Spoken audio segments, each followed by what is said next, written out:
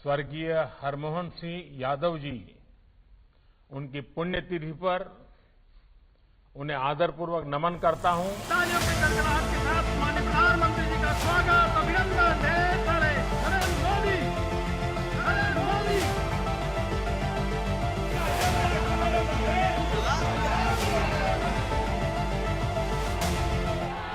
प्रधानमंत्री नरेंद्र मोदी के कार्यकाल में देश में शासन और शासक की परिभाषा बदल गई है।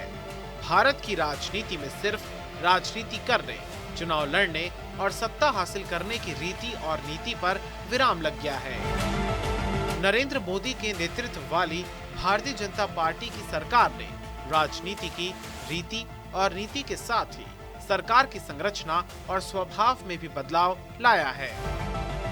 एक जिम्मेदार सरकार के रूप में मोदी सरकार देश ही नहीं बल्कि पूरे विश्व में विख्यात हुई है।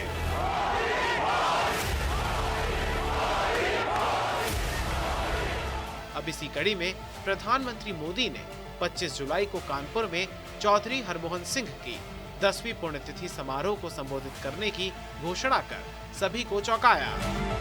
शरीर के जाने के बाद भी जीवन समाप्त नहीं होता, आत्मा नित्य होती है, अमर होती है।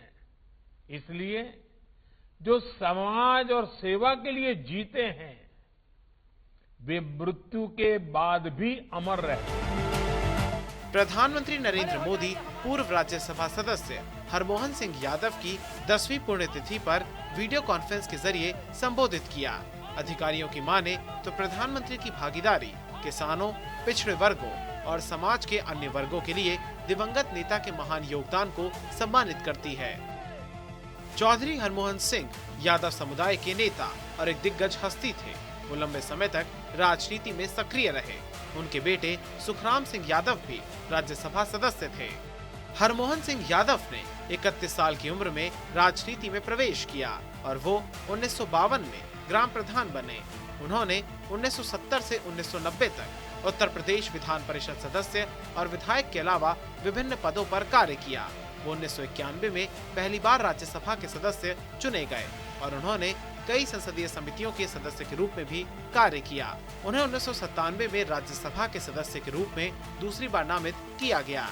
लोहिया जी के विचारों को उत्तर प्रदेश और कानपुर की धरती से हरमोहन सिंह यादव जी ने अपने लंबे राजनीतिक जीवन में आगे बढ़ाया।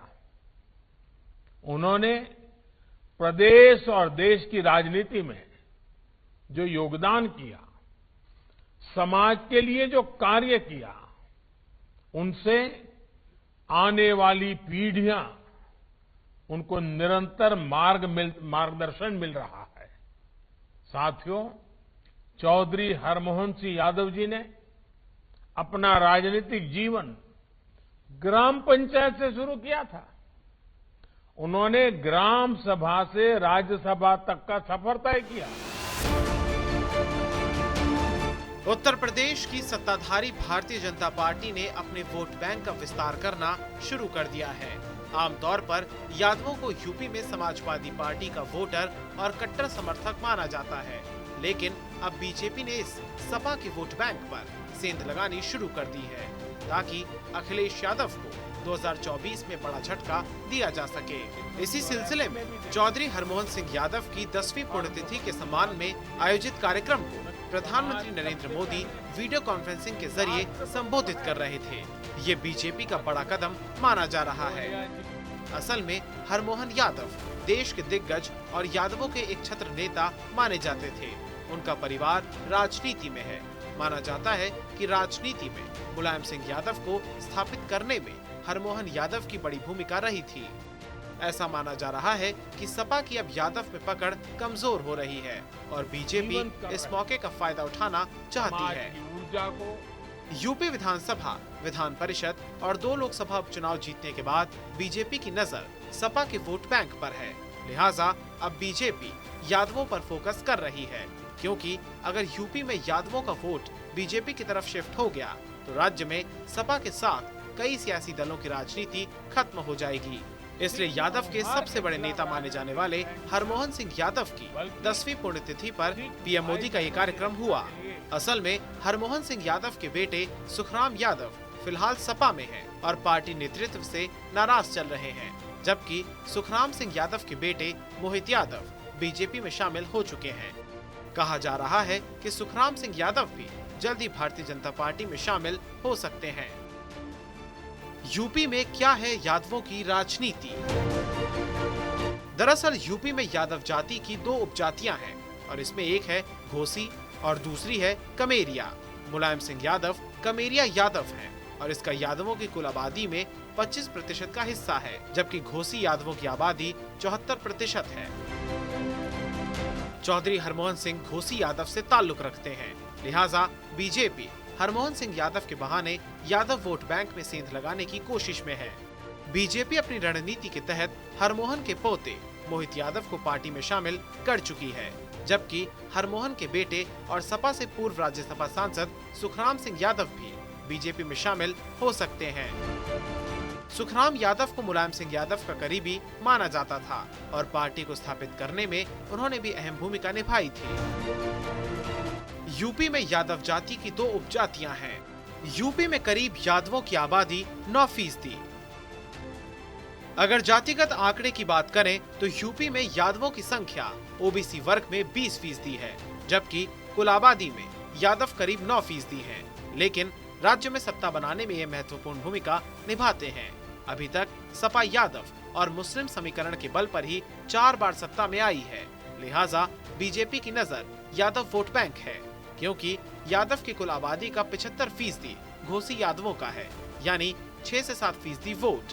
बीजेपी इसी रणनीति के तहत हरमोहन सिंह यादव के जरिए यादव वोट बैंक पर सेंध लगा रही है।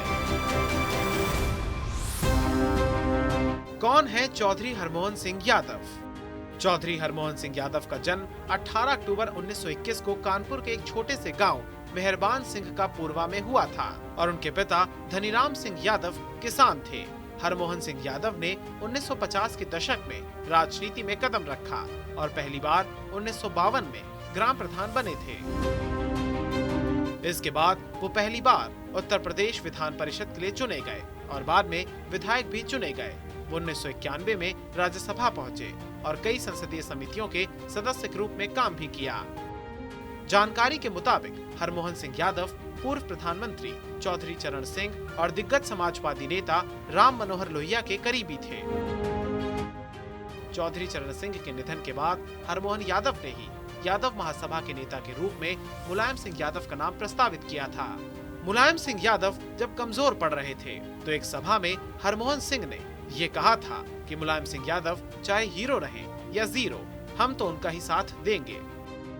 उनके इस ऐलान के बाद मुलायम सिंह यादव ने लोकदल से किनारा कर लिया और हेमवती नंदन बहुगुणा के साथ लोकदल गठित किया। इस फैसले के साथ ही दोनों पारिवारिक सदस्य की तरह हो गए।